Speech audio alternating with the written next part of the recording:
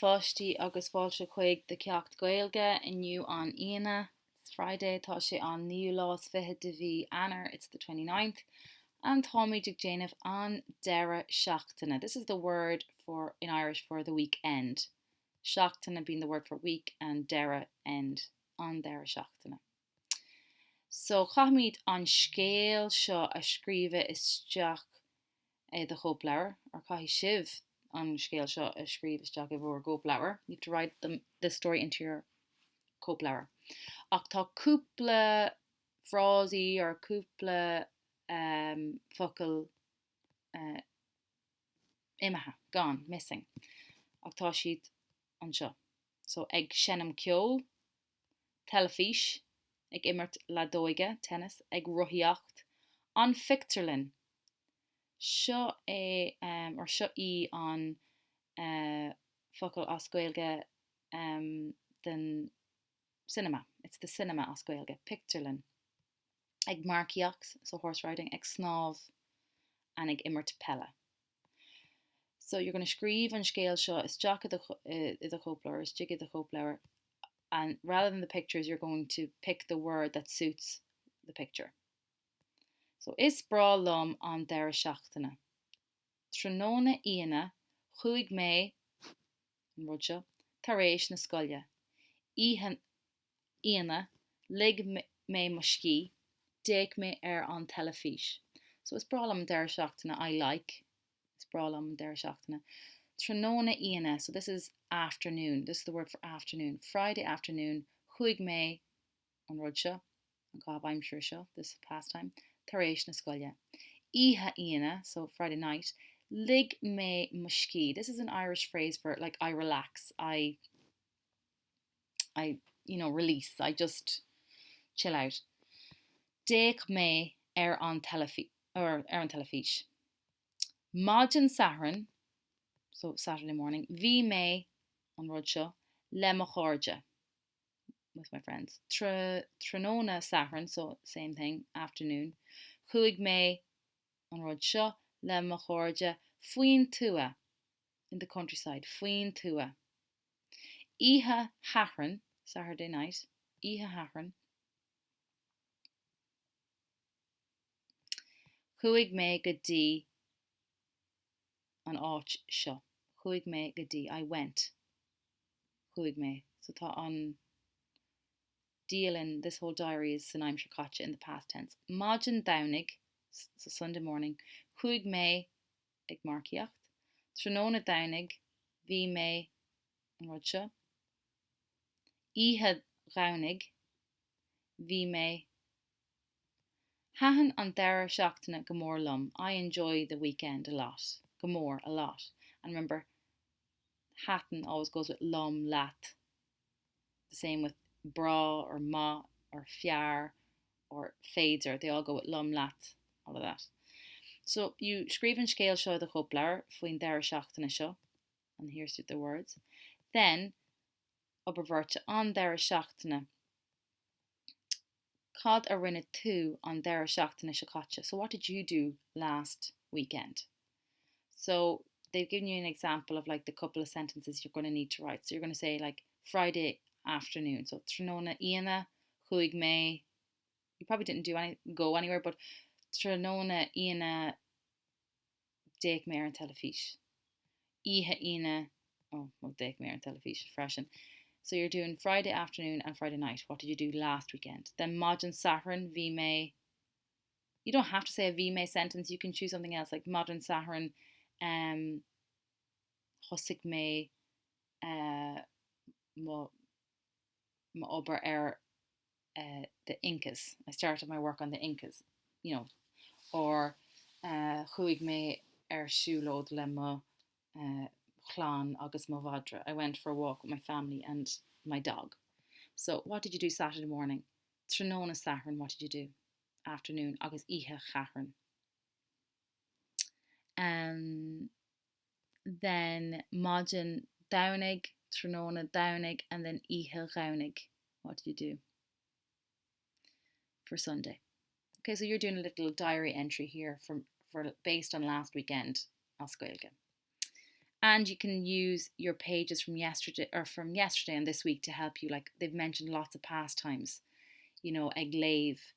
Maybe you were ag tarringt drawing. You can make it up, of course. Maybe you were ag imont or ag immert pella or ag immert clihi rivra, playing video games, clihi rivra, or ag éisteacht le ceol, listening to music, or ag éisteacht le podcréalty, listening to podcasts, or ag fécant YouTubers an Idirlín, looking at YouTubers on the internet, or ag déanamh físeanna le YouTube, making videos for YouTube. Níla isagam, I don't know. But of course you can make things up, but don't forget that the whole week of Irish has vocabulary there to help you to come up with sentences for your weekend and pastimes that you can say you did, even if you didn't do them. So then we have the verb cuaig, tain, and rockig. I was telling you, this is all the same verb. It means to go. Ní leanan an bríthar seo patrún na mríthra in grúpa a hain ná in grúpa a dó. So this verb does not follow the pattern of verbs in either group 1 or group 2. Group 1 verbs having one syllable, like tug, to give. Group 2 verbs having 2 syllables, like what one did we have there? Like hussig or tussig. So syllables in group 1, 1. Syllables in group 2, 2. This verb does not follow the pattern. It's one of the 11 bríthra navrialta, the irregular verbs in Irish. There's only 11 of them that go kind of on their own little tangent. So the root of the verb, because we always talk about the root of the verb, is te, T-E for the I-G-H. So if I'm giving an order, I'd say take a D on ifig agus fi on phone much the whole. So go to the office and get the phone, please. Take a D do chahir, go to your seat. Take a D on shoppa agus cianig banya, go to the shop and buy milk. Okay, so that's how you give the order. You need the root of the verb, T-E for the I-G-H. But then it completely changes. You don't just take the root and add a H to it. It doesn't follow that pattern. It completely changes spelling for the past tense to the word chuig. So chuig rory ag rohiachta inye. Chuig sé. Then for the present tense, tain. So tain rory ag rohiacht, gachlaw, every day. And then rocky, rory ag rohiacht amorg, he will go. Rocky rory ag rohiacht amorg. So you're using cuaig, tain, and rocky to lean in the barney and shot to fill in the blanks. So if it's in the inye in the past, it's chuig, gachlaw, tain, amorach, rochig. So an dera shachtan is shochacha. That should give you the clue that it's inye, chuig rory awalya. They've rinne shields on a Cade Count, ditcha. They've done the first one for you. Iver though gach, there's the clue. Gach dera shachtana. Blank rory awalya. It's happening all the time. Gach tain rory awalya. On dera shachtana shachuin, so did this in blue to show you that this is the clue word. So what does shachuin mean? I am nearly Cade fin Cade, 100% sure that we wrote at the back of your Irish copy a couple of phrases like shochacha or an bhlín shochacha, like last year, an bhlín anuri, and then we said imlín meant this year, and we said that next year was an bhlín shochuin, like the year to come, shochuin. So this is the weekend to come, so it's in the future. Amorach, rocky. So you're going through these, so shachuin, shachuin, shachacha, gach, dershachtan, shachacha, shachuin, gach, and you're picking the correct tense of the verb, the correct past, present, or future version of the verb to fill in the blanks here for the haberty, hain, gadi, adoyeg.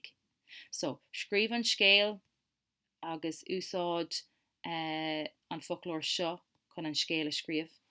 You have to use these words to write the story of the Hope Flower. Scríb do díalin, write your diary le haid an deir seachtainna sicate about last weekend. You can make things up, of course, and you can use the phrases and hobbies that have been mentioned all week. And then practicing the verb te, that's the root of it, chuig in the past, tain in the present, rocky in the future, and lína barní. Má bhíonn aon aib a goibh, if you've any problems, just heol or sheol teachtrach dom, send a message to me. Agus beg me able to dul arás go over it arás a ríis agus chun é a dhéanamh níos soléire to make it a bit clearer for you. Well, tásúla gom.